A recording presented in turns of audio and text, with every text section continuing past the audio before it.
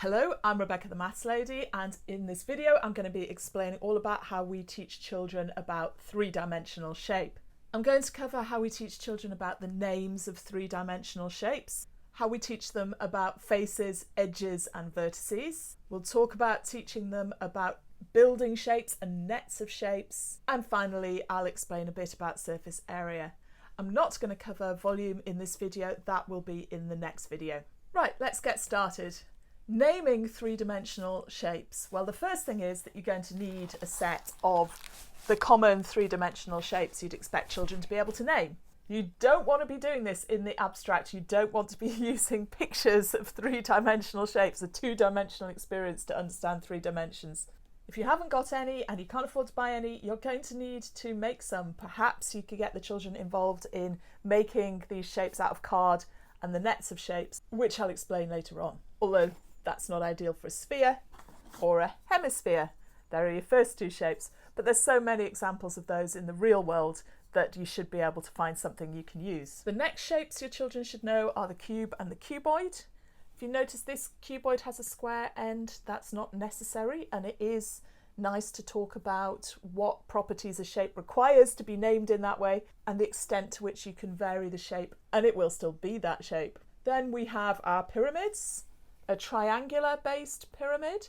Now, if all those triangles are the same, then you have a tetrahedron.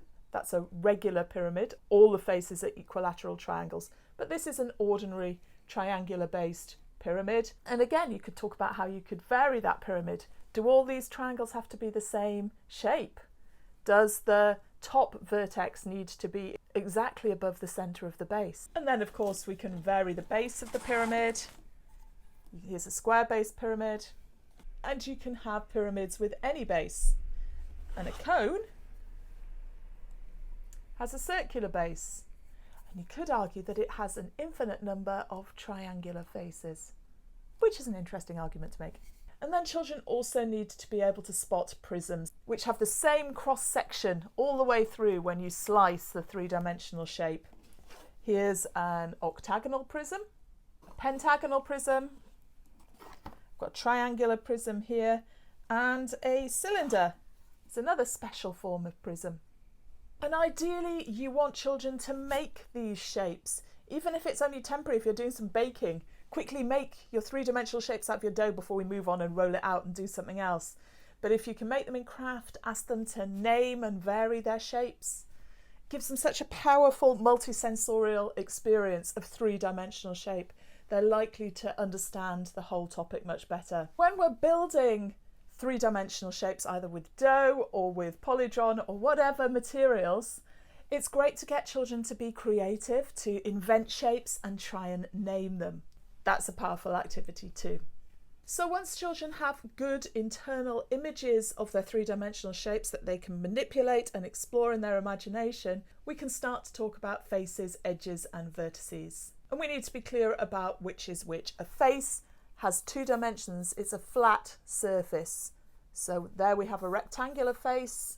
Here we have an octagonal face. An edge is a line, just as it is in a two-dimensional shape, where an edge is a line at the edge of the flat shape. An edge is still a line. And a vertex is a corner or a point. And that's also true in two-dimensional shapes. A vertex is a point or a corner. A vertex has no dimensions. An edge has one dimension. A face has two dimensions, and a solid has three dimensions. Some big ideas, but children like big ideas. So it's perfectly reasonable to ask children questions about how many faces, edges and vertices each of these shapes have. And of course those questions are not always particularly easy to answer. But this topic is much more about learning to explore and imagine shapes and use the vocabulary correctly rather than being about getting perfect answers. Right, next we want to get children making nets of shapes. And the easiest way to do this, if you can get it, is with magnetic Polytron. If you've got traditional Polytron, you can have a go. So let's grab that magnetic Polytron now. So of course, first of all, we can just use it to build some of those shapes. So I've got some magnetic Polytron here. And I'm just going to quickly create a pentagonal prism.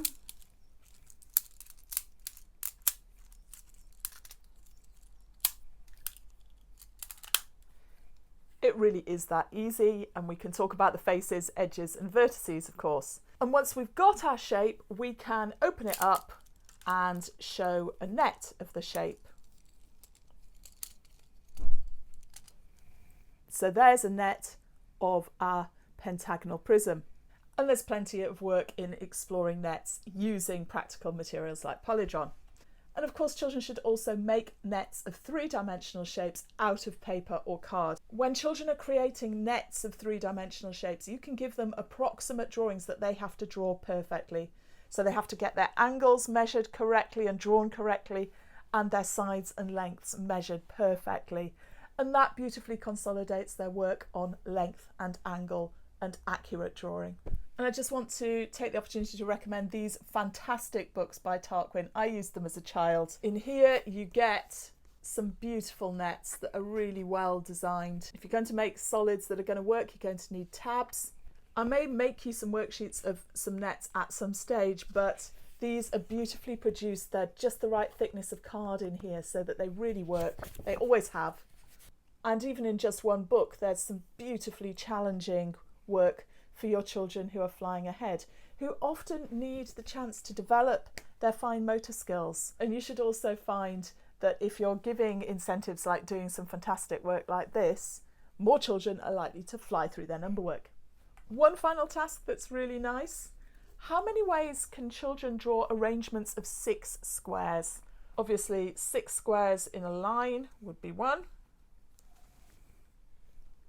And a T-shape like this might be another.